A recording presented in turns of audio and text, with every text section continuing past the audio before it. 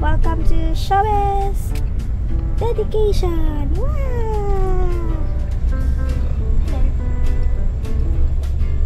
What did you say?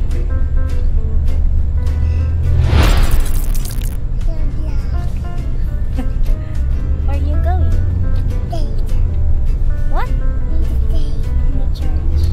Lola! Parehas ka nila, no? Let's go to church. Okay. Ay, tayo sa loob mo yung mapis.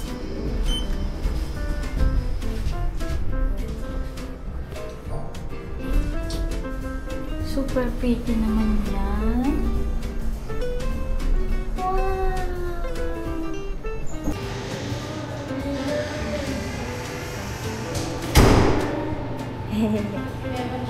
Pasto.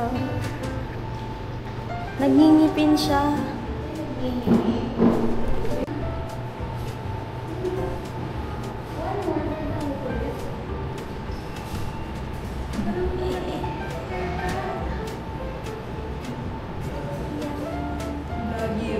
Vloggerist.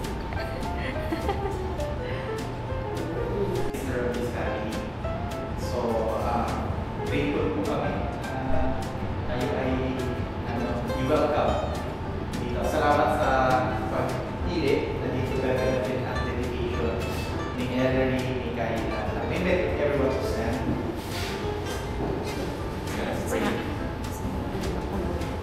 Lord, thank you God for today. This day, Lord God, you have made so that, Lord, you have appointed God na ma-dedicate yung araw na to. Si Ellery, ni Kayla. I pray God that you will allow us to understand, Lord, what is the meaning of dedication. And I pray, Lord, that you will also bless Ellery, Lord, as we will be dedicating her God to you. In Jesus' name we pray. Amen. Okay, makakaupo na po tayo. Ni Ellery, pero gusto rin namin marinig.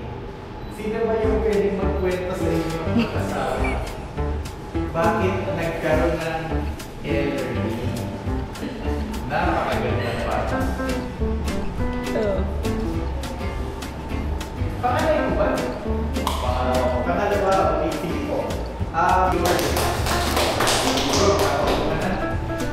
Sana, si Mami, may sasabihin ba nila?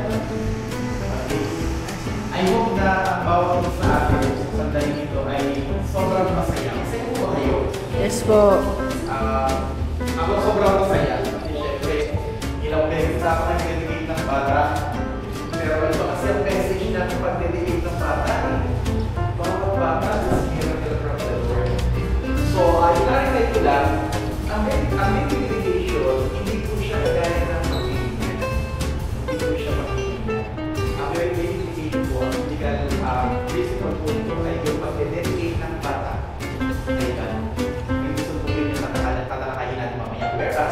Yung pag-ibig naman po, yun po yung, di ba, nalulong sa tuwid?